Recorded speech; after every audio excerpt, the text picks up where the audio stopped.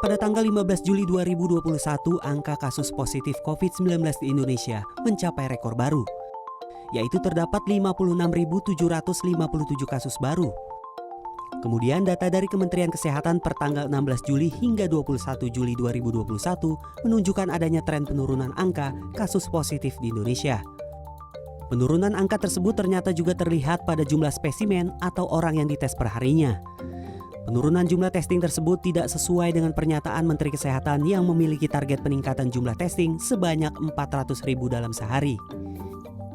Koordinator Tim Pakar dan Juru Bicara Pemerintah untuk Penanganan COVID-19 Wiku Adhisa Smito menjelaskan, penurunan jumlah spesimen yang diperiksa bisa terjadi karena sejumlah alasan. Terdapat beberapa kemungkinan yang menyebabkan menurunnya jumlah spesimen yang diperiksa, seperti penurunan testing di akhir pekan, ataupun delay input yang berasal dari laboratorium ke dalam sistem data. Kedepannya, pemerintah berkomitmen meningkatkan kapasitas upaya 3T secara keseluruhan. Data Kementerian Kesehatan pada 15 Juli 2021 menunjukkan angka kasus positif COVID-19 di Indonesia mencapai lebih dari 56.000 kasus. Sedangkan spesimen yang diperiksa mendekati 250.000 spesimen. Menurut data tersebut, penurunan angka kasus positif mulai terlihat pada tanggal 17 hingga 21 Juli 2021. Pada 17 Juli ditemukan sebanyak 51.000 lebih kasus positif baru. Angka ini terus turun hingga 33.772 kasus pada 21 Juli. Hal ini sejalan dengan penurunan jumlah spesimen yang diperiksa di periode tersebut. Mulai 17 Juli 2021, pemeriksaan spesimen perlahan turun dari angka 251.000 spesimen menjadi 153.000 lebih spesimen pada 21 Juli. Menanggapi hal tersebut, epidemiolog Universitas Airlangga Windu Purnomo menjelaskan, masyarakat jangan terlena dengan angka penurunan tersebut karena kondisi belum tentu aman. Menurutnya, dalam melihat data haruslah secara keseluruhan karena jumlah kasus memang bergantung pada jumlah testing.